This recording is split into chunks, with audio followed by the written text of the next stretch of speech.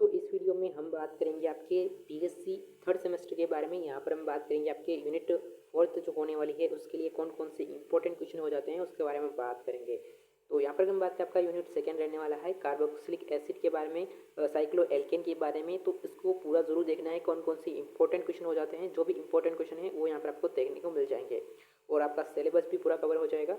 तो वीडियो पूरा जरूर देखिएगा। और अगर हम बात करें, आपको यूनिट फिफ्थ का वीडियो देखना है तो आप चैनल के मेंबर बन सकते हैं और पीडीएफ आपको टेलीग्राम पर मिल जाएगा। और अगर हम बात करें, पासवर्ड जो है आपको यूनिट फिफ्थ वाले वीडियो में देखने को मिल जाता है। तो आपको चैनल का मेंबर ज़रूर बन लेना है, क्योंकि आपका जो थोड़ा सा हेल्प भी बहुत ज़्यादा मायने रखता है। और अगर हम बात करें, चारों यूनिट इंपॉर्टेंट हो जाती है तो इनको जरूर प्रिपेयर कर लीजिएगा। और अगर हम बात करें, मेंबर भी आप बन सकते हैं। तो लघुतरात्मक प्रश्नों की अगर हम बात करें तो यहाँ पर आपको देखने को मिल जाता है। पहला प्रश्न है अम्लीय प्रबलता। यहाँ पर अगर हम बात करें, इसकी बात करनी है। अगर हम बात करें, सेकंड क्वेश्चन में आपको लघुतरात्मक प्रश्न में देखने को मिलता है एसिड व्युत्पन्न, इसके बारे में बात करना है। बनाना बंद क्या होता है, इसके बारे में बात करना है। तो इन सारी चीज़ों के बारे में बात करेंगे। अगर हम बात करें, आपकी पहला प्रश्न क्या हो जाएगा उसके बारे में बात कर लेते हैं। तो पहला प्रश्न आपका दे रखा है कि प्रतिस्थापियों का जो है अम्ल शक्ति का प्रभाव क्या होता है, उसके बारे में बात कर लेते हैं। तो जो कार्बोक्सिलिक अम्ल होता है उसकी शक्ति जो है आपके इलेक्ट्रॉन खींचने वाले समूह यानी कि प्लस आई प्रभाव या माइनस आई प्रभाव पर निर्भर करती है।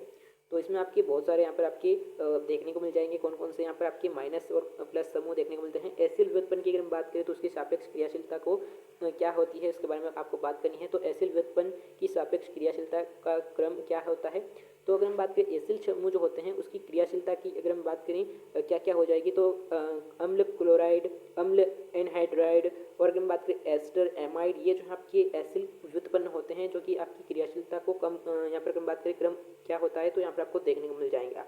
तो ये इंपॉर्टेंट हो जाता है। तो अम्ल क्लोराइड जो होता है उसकी सबसे अधिक यहाँ पर अगर हम बात करें क्रियाशीलता होती है, उसके बाद अम्ल एनहाइड्राइड की होती है, फिर उसके बाद एस्टर की होती है, फिर उसके बाद आपके एमाइड की होती है। ये आपको ध्यान रखना है। इसके अलावा अगर हम बात करें, आपका जो नेक्स्ट हो जाता है बनाना बंद किसे कहते हैं। तो यहाँ पर हम बात करें, आपका साइक्लोप्रोपेन में कार्बन परमाणु के बंद कोण को यहाँ पर 60 डिग्री का होता है, जबकि अगर हम बात करें आपका sp3 संकरण के लिए आपका 109.5 डिग्री होना चाहिए। तो इस भारी तनाव के कारण जो है आपके सी और सी जो कक्षक होते हैं सीधे न जुड़कर आपका बाहर से आपका बाहर की ओर झुक जाते हैं, जिससे केले जैसी आकृति बनती है, जिसे हम इन्हें जो है आपके मुड़े हुए बंद भी कहते हैं। तो यहाँ पर आपका बोनेट बॉन्ड हो जाएगा, ये आपको ध्यान रखना है। तो यह बनाना बंद हो जाएगा। इसके अलावा अगर हम बात करें, जो नेक्स्ट क्वेश्चन हो जाता है बियर आकृति सिद्धांत की मुख्य सीमा क्या है। तो बियर का मानना था कि सभी साइक्लो यहाँ पर एल्केन जो हैं समतलीय होते हैं। ये छोटी रिंग के लिए तो ठीक था, लेकिन अगर हम बात करें बड़ी रिंग जो है उसके लिए गलत साबित हुआ, क्योंकि बड़ी रिंग जो है खुद को कुंचित कर लेती है ताकि तनाव कम हो सके। ये आपका हो जाएगा। यूरिया को एमाइड क्यों माना जाता है, तो यहाँ पर आपको देखने को मिल जाएगा क्योंकि इसमें आपके कार्बोनिल समूह सीधे अमीनो अम्ल से जुड़ा होता है, इस जो इसे एमाइड की विशेषता देता है। अगर हम बात करें, नेक्स्ट जो हो जाता है वो हो जाता है आपका एस्टरीकरण क्या होता है, इसके बारे में बात करना है। तो एस्टरीकरण क्या होता है, इसमें अगर हम बात करें एस्टर में आपका जो है कार्बोक्सिलिक अम्ल और आपके एक एल्कोहल को सांद्र H2SO4 की उपस्थिति में गर्म किया जाता है तो मीठे गंध वाला यहाँ पर पदार्थ एस्टर बनता है। तो यहाँ पर हम बात करें क्या होता है, यहाँ पर आप देख सकते हैं एस्टरीकरण। तो अगर हम बात करें, आपका जो कार्बोक्सिलिक अम्ल होता है और एल्कोहल यहाँ पर आपको देखने को मिल जाएगा एल्कोहल है। और अगर हम बात करें यहाँ पर आपका कार्बोक्सिलिक अम्ल, यहाँ पर आपका देखने को मिल जाएगा ये वाला, यानी कि ये जो है आपका कार्बोक्सिलिक अम्ल होता है, आपको ये ध्यान रखना है। तो इनका अगर हम बात करें दोनों का यहाँ पर आपकी संयोजन करवाने पर H2SO4 की उपस्थिति में, तो H प्लस यहाँ पर आपको H2SO4 देखने को मिलेगा। तो इनकी उपस्थिति में अगर हम बात करें ये करवाएंगे तो कुछ इस प्रकार की चीज़ें देखने को मिल जाएगी।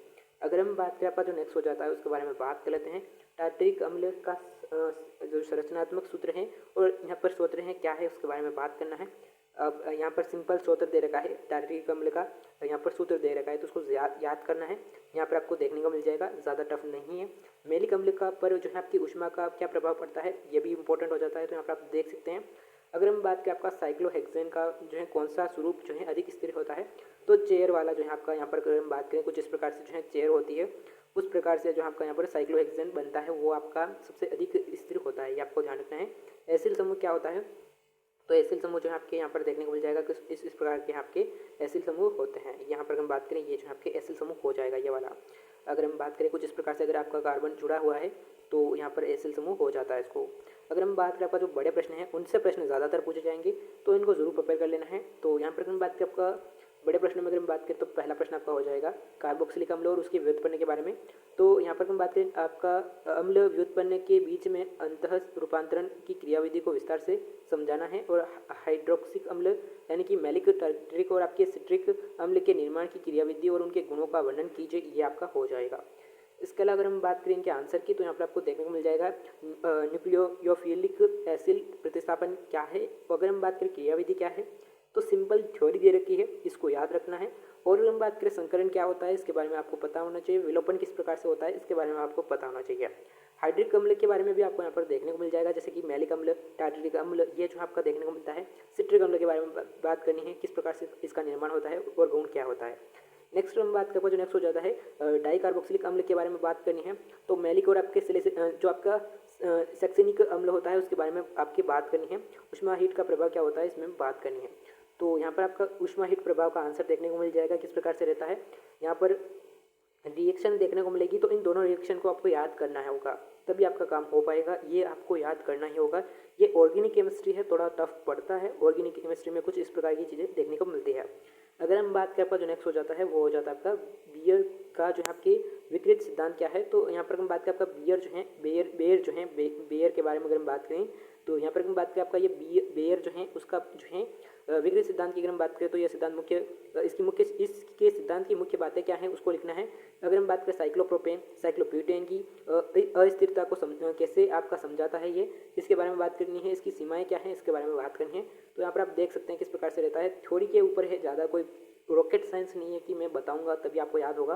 तो मुख्य बातें क्या हैं, तो समतलीय संरचना देखने को मिलती है, जिसमें आपके समतलीय प्लेनर यहाँ पर होता है, समतलीय सामान्य कोण होता है, और हम बात करें आपका sp3 संकरण होता है, किस प्रकार से बंद कोण रहता है। जो आपका कोणीय आकृति यहाँ पर हम बात करें कोणीय विकृति आकृति होती है इसमें। अगर हम बात करें आपका स्थिरता यहाँ पर आपको देखने को मिलती है। साइक्लोप्रोपेन और साइक्लोब्यूटेन की अस्थिरता का कारण यहाँ पर आपको देखने को मिल जाएगा। इसके अलावा अगर हम बात करें आपका सीमाएं भी यहाँ पर आप देख सकते हैं किस प्रकार से रहता है। विकृत वलय का सिद्धांत क्या रहता है, तो यहाँ पर आपको देखने को मिल जाएगा किस प्रकार से रहता है। यहाँ पर जो भी विकृत यहाँ पर आपको देखने को मिलती है। इसके अलावा अगर हम बात करें जो नेक्स्ट क्वेश्चन हो जाता है वो रहता है आपका यहाँ पर एल्केन के निर्माण की क्रियाविधि क्या है।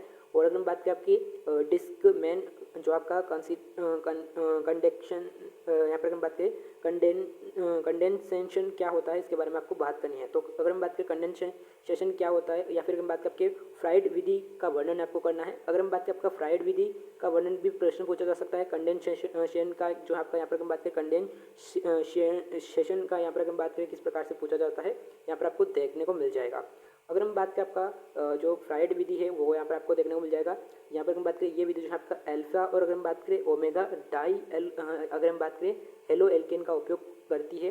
तो अगर हम बात करें अल्फा और ओमेगा डाई एल को अगर हम बात करें डाई हेलो एल्केन का उपयोग करती है जब अगर हम बात करें 1,3 डाई ब्रोमो यहाँ पर प्रोपेन को सोडियम या जिंक धातु के साथ गर्म किया जाता है तो वलय का निर्माण होता है।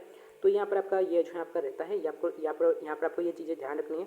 तो अगर हम बात करें ये आपका जो डाई ब्रोमो यहाँ पर प्रोपेन जो होता है उसके साथ यहाँ पर आपकी अभिक्रिया होती है अल्फा और ओमेगा स्थिति पर। अगर हम बात करें यहाँ पर ये जो है आपकी जानकारी देखने को मिल जाएगी। इंपॉर्टेंट हो जाता है फ्राइड विधि या फिर अगर हम बात करें कंडेंसेशन यहाँ पर आपको देखने को मिलता है। नाम थोड़ा टफ पड़ रहा है कंडेंसेशन, यहाँ पर अगर हम बात करें ये जो है इंपॉर्टेंट हो जाता है। तो फ्राइड विधि जो है इंपॉर्टेंट है, इसको जरूर प्रिपेयर कर लीजिएगा। एक ही बात है वो फ्राइड विधि या फिर कंडेंसेशन। अगर हम बात करें आपका जो नेक्स्ट हो जाता है उसके बारे में बात कर लेते हैं। डेकमैन जो कंडेंसेशन है उसके बारे में। तो यहाँ पर हम बात करें किस प्रकार से रहता है इसके बारे में भी बात कर सकते हो।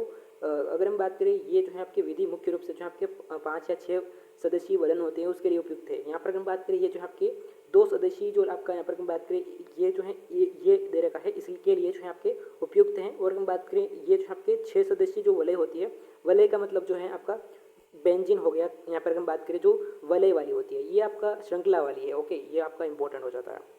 अगर हम बात करें ये जो आपका यूनिट अगर हम बात करें फोर्थ कंप्लीट हो जाता है। तो अगर हम बात करें यूनिट फोर्थ, तो यूनिट फोर्थ में हमने क्या क्या बात की है उसके बारे में बात कर लेते हैं। यूनिट फोर्थ में आपके जो भी इंपॉर्टेंट क्वेश्चन है वो यहाँ पर आपको देखने को मिल जाएंगे। जैसे कि अगर हम बात करें आपके यहाँ पर जो दीर्घ लघुत्तरात्मक प्रश्न है वहाँ से ज़्यादातर चीज़ें पूछी जाती है। मैलिक अम्ल, टार्टरिक अम्ल और सिट्रिक अम्ल का जो निर्माण होता है ये विधियाँ जो है इंपॉर्टेंट हो जाती है। तो ज़्यादा कोई टफ चीज़ें नहीं हैं। तो यहीं से अगर आप प्रिपेयर करते हो तो ये चीज़ें आपको बार बार पूछी जाती है। और मैलिक अम्ल जो आपके शैक्षणिक अम्ल होता है उसके बारे में आपको पता होना चाहिए थोड़ी बहुत चीज़ें। और अगर हम बात करें आपको यहाँ पर बेयर का विकृत जो यहाँ पर सिद्धांत है उसके बारे में थोड़ा बहुत पता होना चाहिए। यहाँ पर हम बात करें किस प्रकार से जो आपके साइक्लो और अगर सेक्से और मोहर के सिद्धांत को समझाना है। और अगर हम बात करें साइक्लोहेक्सेन के संदर्भ में आपको बात करनी है। अगर हम बात करें आपका साइक्लो एल्केनों का निर्माण की विधि क्या क्या है, ये प्रश्न इंपॉर्टेंट हो जाता है तो इसको जरूर प्रिपेयर कर लीजिएगा। तो ये प्रश्न आपको जरूर प्रिपेयर कर लेना है। अगर हम बात करें आपका जो यूनिट 5 है उसके बारे में अगर हम बात करें क्या रहता है, तो यूनिट 5 की अगर हम बात करें तो यहाँ पर आपको देखने को मिल जाएगा। इसके लिए मैं अलग से वीडियो बनाऊंगा जो कि मेंबर्स पर यूनिट 5 का वीडियो देखना है तो आपको यहाँ पर चैनल को ज्वाइन कर लेना है। इस चैनल को ज्वाइन करने के बाद आप यूनिट 5 का वीडियो देख पाओगे और पीडीएफ भी एक्सेस कर पाओगे। यहाँ से आप यूनिट 5 का वीडियो भी देख सकते हो। तो यहाँ पर हम बात करें, यहाँ पर ज्वाइन करके आप यहाँ पर ये चीज़ें जो हैं देख सकते हो। आने वाले समय में आपकी यूनिवर्सिटी से जुड़ी जानकारी पाने के लिए चैनल को सब्सक्राइब जरूर कर लीजिएगा। इसके साथ यह वीडियो का थैंक यू फॉर लिसनिंग।